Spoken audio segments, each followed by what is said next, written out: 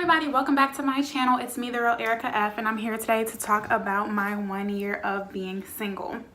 So if you're close to me, you know I've pretty much been in a relationship since high school. Like every grade level I had a boyfriend.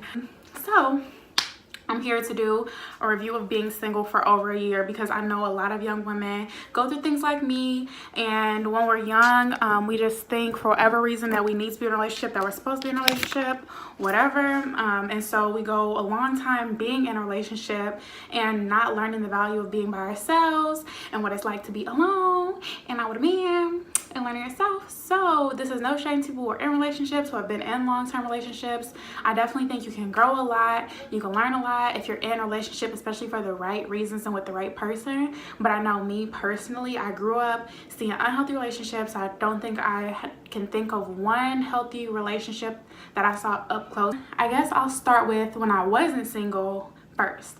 So I was in a relationship, like I said, I was always in a relationship in high school, and I was pretty much always in a relationship in college. And when I wasn't in relationships, I was pretty much talking to people, just jumping into another relationship. And before when I first started getting into relationships, I didn't understand because I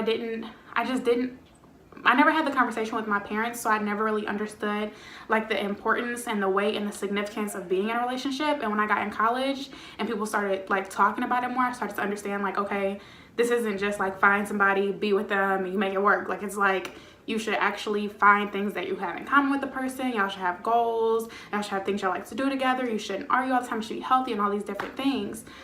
So I just always was dating guys, basically.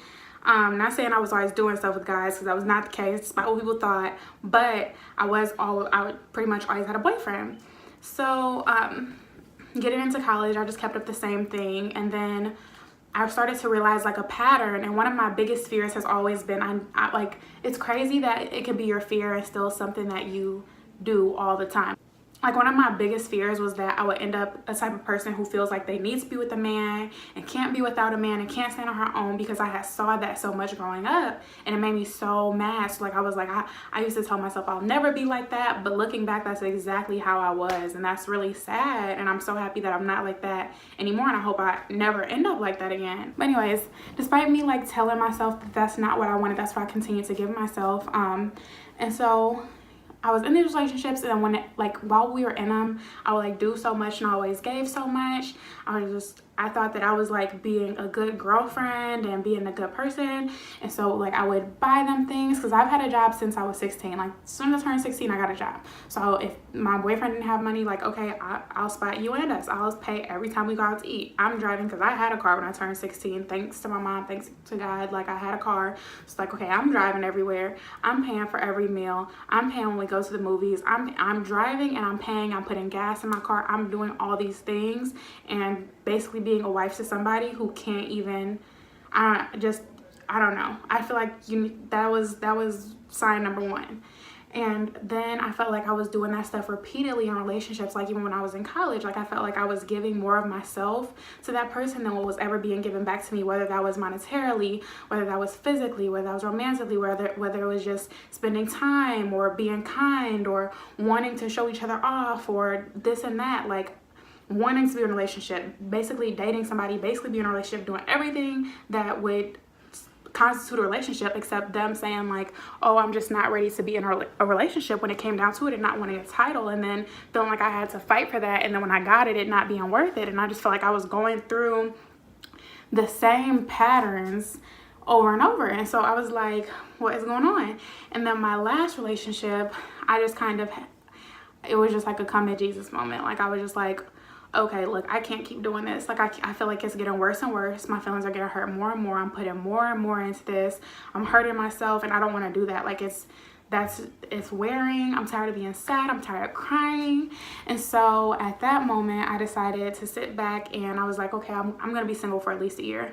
And I was telling everybody that. And at first I was like still entertaining people, whatever, still talking to guys. But then I was like, girl, why are you doing this? Because you told yourself you don't want to do this. You told yourself that you just want to be alone and be single. And so then I actually did it, and I actually committed to just being single. And ladies, it's hard at first. Like, if you're used to being with somebody, being on your own, it's hard. Not waking up and having somebody to talk to, it's hard. Not having somebody to compliment you when you're used to like kind of getting that verification is hard. But for me, I just always sit back and think, and I'm just like, I remember when I used to wake up and I'd be sad, or I'd go to sleep and I couldn't breathe, or I would feel insecure, or I would feel like I needed to check their phone, or I would be afraid to look at my boyfriend's Instagram because I would be afraid that girls are commenting, or I would be afraid to look at a boy I'm dating's Twitter page because I'm like, he's probably flirting with a girl. And that is the worst feeling in the world. And you should not have to feel insecure about things when it comes to your significant other, somebody you care about, somebody you trust, somebody you want to be with.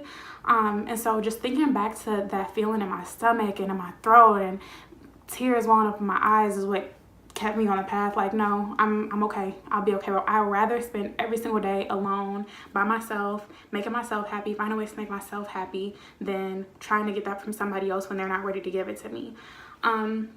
So yeah, so that was just my journey for this past year, and it's been a good year, filled with self-love, a lot of learning, a lot of reading. So I'm starting these book reviews on my channel now, but a lot of reading, a lot of hard days, a lot of happy days too, a lot of good things, a lot of friends. I talk to my friends so much more. I talk to my family all the time. I go out and do things by myself. One of the things I learned really early on is that all the things that a man wouldn't give to you that you're asking for are things that you should just be doing for yourself. That way, whether a man does it or doesn't do it, it's being done regardless. If you want a man that's taking you out to eat 5 times a week, take yourself out to eat 5 times a week. Do it on your own. Show that you can do it for yourself, because whether a man's gonna be here or not, you're gonna be good on your own. If you don't want to do that, movies. I used to want to go to the movies. Okay, I go to the movies by myself at least once a month, if not more than that. And I pay for myself and I chill. I make sure I get snacks. I have a great time. I enjoy the movie. I tell my friends all about it. I go on hikes by myself. I go on trips by myself. I spend time with my friends. I stay in my room. I'll read to myself. I don't mind doing things. I Netflix and chill with myself. Sometimes I want somebody to cuddle with. Sometimes I want to be booed up, bait up, but it's okay. Like, I'm okay being by myself. It's not a big deal. And that's something that I couldn't say before. For me, when I think about a relationship now, I don't know how I used to think about it, but I used to think about it as like 50-50 and you put it together. But now I know it's like 100-100. Like, you both have to be whole people on your own before you can be in a relationship together. And I think of it kind of like a ball with like a plate on top, and I'm standing on the plate. And when I was younger, I couldn't really find the balance on the ball to stand on it, so I pulled other people on and had them stand on the other side with me, and that made it work, and that made it okay, and it made me be able to balance things, and it made me happy and content. Well, it didn't make me happy, it made me like content, because I still had to, in order for it to be balanced, I had to make sure they did what they were supposed to do. You have to stand there. I have to tell you what to do. I have to tell you where to stand. I have to tell you to walk when I want to walk, to make sure that it remains in balance. So I'm trying to make you do something, but you can't make another person do something. Like, say if they sneeze, say if they want to get down, they're tired of standing and helping me balance, then they get off. And I never learned how to balance on that by myself, and so I have to find somebody else just to maintain balance in my life.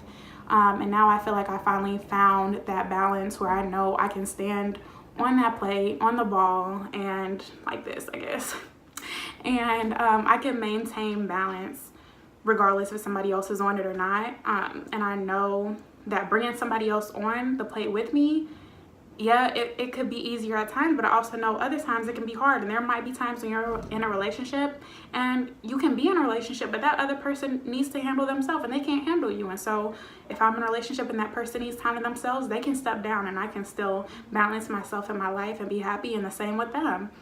That's the kind of person that I'm looking for now.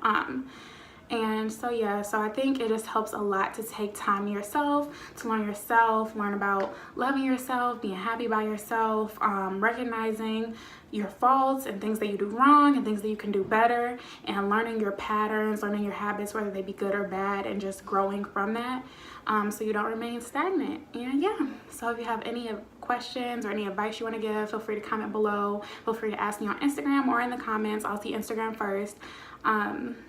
But yeah, I just really recommend to all young women, especially if you're going through a breakup right now, maybe that means it's just time to focus on you. Sometimes redirection, well, sometimes rejection is just redirection. It's not anything bad. It's just moving you on to a new trajectory to be even better and to go new places and do new things and be a better you in life. You never know, you know? I've been single for a year and I've done more this year and learned more this year about myself and the world than what I think I've learned in a couple years, like all through college. I felt like I was really stagnant and now I feel really alive and happy. So yeah, my advice would be single, learn you, explore things, go do things, learn the world, make new friends, maintain your relationships with your friends and your family, and yeah, just be happy. Find your happiness, find your happy place. And so stay blessed, stay tuned, see you all so soon. I'm gonna be doing more videos now because I have a lot of free time because I have a new job. Stay tuned for that update as well. I'll see you all soon. Bye.